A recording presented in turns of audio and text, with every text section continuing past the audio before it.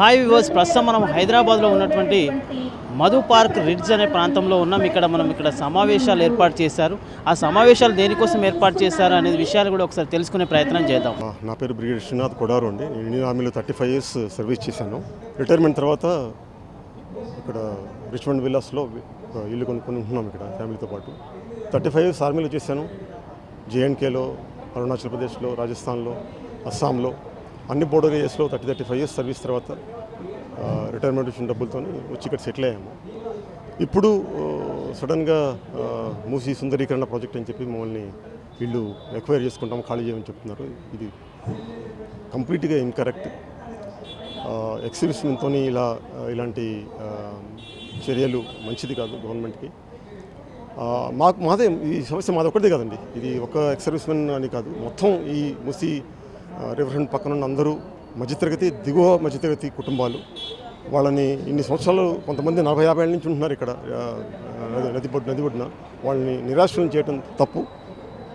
ఏ project అయినా సరే అందరి అభిప్రాయాలు తీసుకొని కూడబలుకొని ఎవరికి నష్టం కలగకుండా చేసే ప్రాజెక్టే డెమోక్రసీలో సక్సెస్ అవుతుంది. ఇలాంటి ప్రాజెక్ట్స్ గవర్నమెంట్కి మంచి పేరు తేవు. ఇలాంటి ప్రాజెక్ట్స్ ముందుకు నడవండి.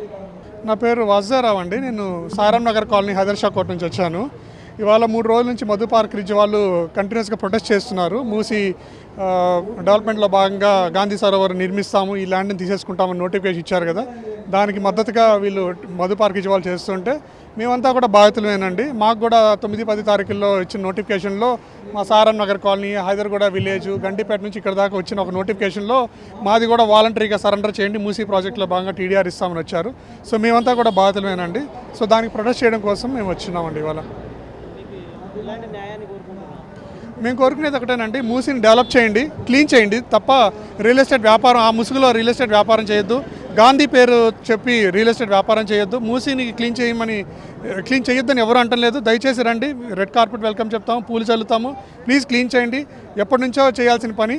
మీకు ముఖ్యమంత్రి గారు చెప్పదలుచుకుంది ఏంటంటే, మీకు చరిత్రలో బంగారు అక్షరాలతో నిలిచిపోయే అవకాశం వచ్చినదండి, దాన్ని సద్వినియోగపరచుకోండి. అంతే తప్ప మూసీ క్లీనింగ్ పేరుతో రియల్ ఎస్టేట్ వ్యాపారాన్ని కంబైన్ చేసి మూసీ పేరుతో ముందుకు తీసుకెళ్తామని చెప్తున్నామండి. అంటే నా పేరు రాహిల్. మేము ఇక్కడ 5 years నుంచి ఉంటున్నాము. First CM Revanth Reddy sir మాకు ఇట్లా గాంధీ సరోవర్ ప్రాజెక్ట్ కోసం మా అపార్ట్మెంట్ అడిగారు మాకు. కానీ మేము దానికి ఒప్పుకోకుండా ఇట్లా ప్రొటెస్ట్ చేస్తే ఇప్పుడేమో ఇట్లా డేంజర్ జోన్ 0% ఇదంతా చెప్పి మళ్ళీ మమ్మల్ని భయపెట్టిస్తున్నారు.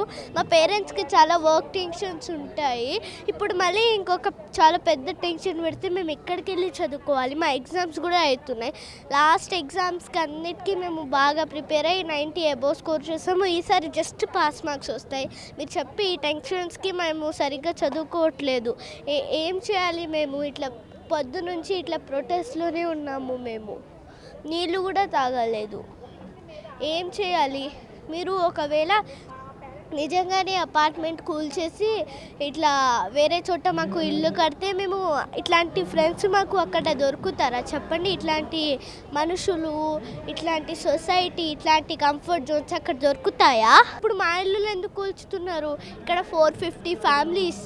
ఎక్కడికి వెళ్ళాలి మేము? మా స్టడీస్ కూడా స్టాప్ అయిపోయాయి. ఇప్పుడు ఎక్కడికి వెళ్ళాలి? ఇప్పుడు మీరు చెప్తుంది మాకు చాలా పెద్ద ప్రాబ్లం. ముందు ఈ మూసీ నుంచి మాకు ఏమీ స్మెల్ రాదు, అసలు ఏం రాదు.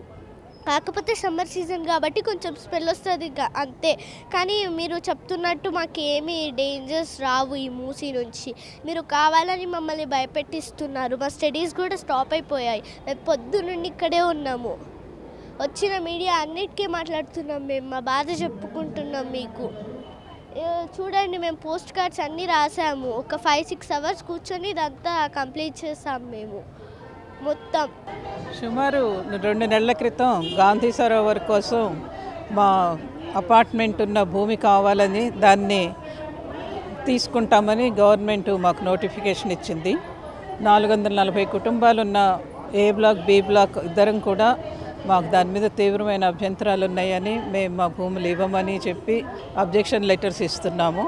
అట్లాగే ఇతర రాజకీయ నాయకులకి, ఇతర ప్రజా సంఘాల వాళ్ళకి, వీళ్ళకి కూడా అప్పీల్ చేశాము. ఇవాళ మీరు చూశారు కదా మా పిల్లలందరూ రాసిన ఉత్తరాలు అవి. రాజీవ్ గాంధీకి, ఖర్గేకి, సోనియా గాంధీకి అందరికీ కూడా రాస్తున్నారు. అది కాక మరి ఈ భూమి ఎందుకు అవసరమైందో మాకు తెలియదు. ఇది ఇట్లా జరుగుతూ ఉండగానే నోటిఫికేషన్ గాంధీ సరోవర్ కోసం అని ఇచ్చి దాంట్లో బఫర్ జోన్ అనే ప్రసక్తే లేదు. హఠాత్తుగా మమ్మల్ని ఎందుకు బఫర్ జోన్లోకి దోసారో మాకు తెలియదు.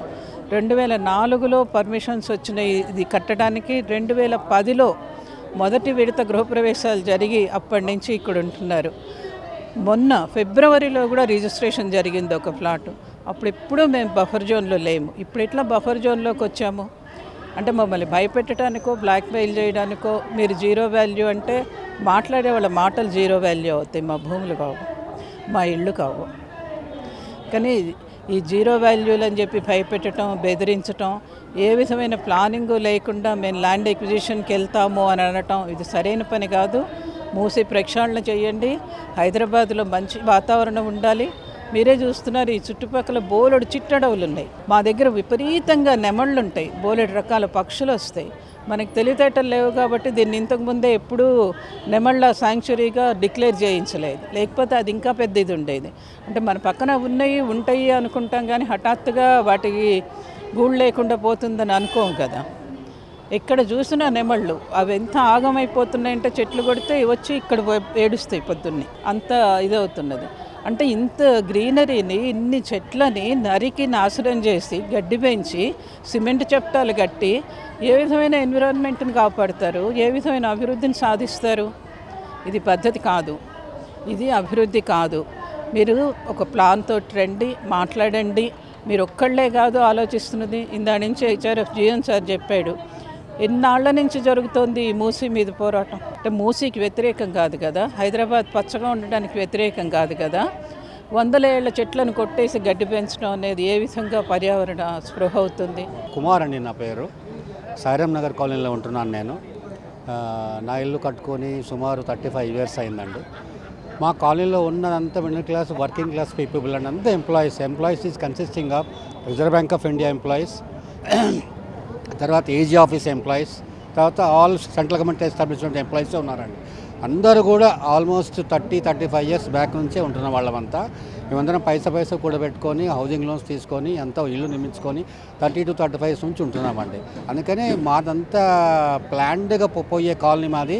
It is a proper HUDA layout which is sanctioned by the earlier government. So ఇప్పుడు అకస్మాత్తుగా వచ్చేసేసి మాకు సగం కాలనీ అంత ఇచ్చేయండి అని చెప్పడం మాత్రం అన్యాయం అని భావిస్తున్నాం మేము. ఇక్కడికి మా ప్రాబ్లమ్స్ అర్థం చేసుకుని విచ్చేసిన అందరికీ థ్యాంక్ యూ సో మచ్. మనం అందరం ఒకే ఒక కామన్ కాజ్ కోసం ఫైట్ చేస్తున్నాం, ఇళ్ళని కాపాడుకోవడం కోసం. నా రిక్వెస్ట్ ఏంటంటే, నేను ముందు కూడా చెప్పాను చాలాసార్లు, ఈ ఇంట్లో మీరు కూలగొట్టుదాం అనుకుంటున్న ప్రతి ఇంట్లో చాలామంది ముసలి వాళ్ళు ఉంటారు, పిల్లలు ఉంటారు, ప్రెగ్నెంట్స్ ఉంటారు, హెల్త్ ఇష్యూస్ ఉన్న వాళ్ళు ఉంటారు, సింగిల్ పేరెంట్స్, విడోస్, చాలా ఫ్యామిలీ ఇష్యూస్ ఉన్న వాళ్ళు ఉంటారు. వాళ్ళందరూ ఆల్రెడీ వాళ్ళ లైఫ్ మెంటల్ పీస్ లేకుండా బాధపడుతూనే ఉంటారు. అలాంటి వాళ్ళని ఇప్పుడు సడన్గా మీరు వచ్చి పంపించేస్తామంటే అది కరెక్ట్ కాదు. ఇప్పటి వరకు ఎవరు గవర్నమెంట్ ఆఫీషియల్స్ మమ్మల్ని విజిట్ చేసింది లేదు, మా దగ్గరకు వచ్చి ఇది సిచ్యువేషన్ అని చెప్పింది లేదు. ఓన్లీ మీడియా త్రూనే చెప్తున్నారు. కాబట్టి మేము కూడా మీడియా త్రూనే గవర్నమెంట్కి చెప్దాం అనుకుంటున్నాం. మేము ఇక్కడ నుంచి కదలం. ఒకవేళ మీరు మీ పాయింట్ మాకు చెప్దాం అనుకుంటే ప్లీజ్ మా దగ్గరికి రండి, మా ఇళ్ళకి రండి, ఒక మెట్టు దిగి రండి, మాతో మాట్లాడండి. దాని తర్వాత ఏదైనా మేము ఆలోచిస్తాం. ఇక్కడ నుంచి అయితే కదిలే ప్రసక్తి లేదు. ఎందుకు ఓన్లీ ఇళ్ళని మాత్రమే ఫోకస్ చేస్తున్నారు? మినిస్టర్ ఇళ్ళు చాలా ఉన్నాయి కదా, బఫర్ జోన్లో ఉన్నాయి, ఇల్లీగల్ కన్స్ట్రక్షన్స్ ఉన్నాయి, అవన్నీ ఎందుకు ఫోకస్ చేయట్లేదు? ఓన్లీ మిడిల్ క్లాస్ ఇళ్ళని మాత్రమే మీరు ఫోకస్ చేసి డెవలప్మెంట్ అనే కాన్సెప్ట్ ఎందుకు తీసుకొస్తున్నారు? డెవలప్మెంట్ అనే కాన్సెప్ట్ ఇన్ఫ్రాస్ట్రక్చర్ మీద పెట్టండి, ఎస్టీపీస్ బిల్డ్ చేయడం మీద పెట్టండి, స్కూల్స్ కన్స్ట్రక్ట్ చేయడం మీద పెట్టండి, గవర్నమెంట్ హాస్పిటల్స్ కన్స్ట్రక్ట్ చేయడం మీద పెట్టండి. ఒక గాంధీ విగ్రహం తీసుకొచ్చి దాన్ని డెవలప్ చేసి టూరిజం డెవలప్ చేస్తామంటే కాదు. ఒకవేళ మీరు ఇంత అప్పు తీసుకొస్తున్నారు, ట్యాక్స్ పేయర్స్ మనీనే కదా, ఎలా కడతారు మీరు వెనక్కి? రూపాయి ట్యాక్స్ కట్టే వాళ్ళకి మీరు సమాధానం చెప్పాలి, ఎక్కడి నుంచి మీరు తీసుకొచ్చి ఎలా కడుతున్నారు అనేది. ఒక ట్యాక్స్ పేయర్గా నేను గవర్నమెంట్ని క్వశ్చన్ చేస్తుంది అది. నా రూపాయి ఎక్కడ ఎలా స్పెండ్ చేస్తున్నారు అనేది నాకు ఆన్సర్ కావాలి. విగ్రహాల మీద మాకు స్పెండింగ్ వద్దు, పేదవాళ్ళ మీద మీరు స్పెండ్ చేయండి, మేనిఫెస్టోలో ఉన్న వాటి మీద స్పెండ్ చేయండి, will be happy to pay the taxes. ఇలాంటి వాటి మీద మేము ఒప్పుకోం.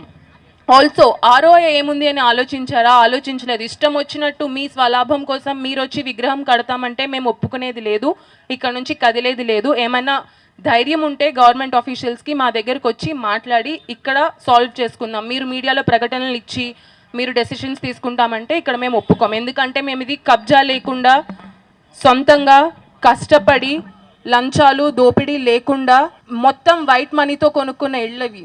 ఎవరైతే బ్లాక్ మనీతో కొనుక్కున్నారో, ఎవరైతే ఇల్లీగల్గా కొనుక్కున్నారో, దోచుకుని సంపాదించి కొనుక్కున్నారో అలాంటి వాళ్ళని ప్లీజ్ మీరు ఏదైనా యాక్షన్ తీసుకోండి. మిడిల్ క్లాస్ వాళ్ళ మీద పడద్దు. Thank you. కుటుంబాలు కూడా సఫర్ కావాల్సిన రోజు ఇంకా ముందుంది. ఇంకా అంతకంటే ఎక్కువ ఇల్లులు కూడా కూలిపోయే ఛాన్సెస్ ఉంది. సో మనం అందరము ఐకమత్యంగా ఒక చోటికి చేరుకొని ఈ ఇల్లులు కూలగొట్టే వ్యవస్థను మనం ఆపేయాలి. అందరూ కలిసి రావాలి ఒక చోటికి కంపల్సరీగా. అలా అయితేనే మనం ఈ ప్రాబ్లంకి సొల్యూషన్ దొరుకుతుంది.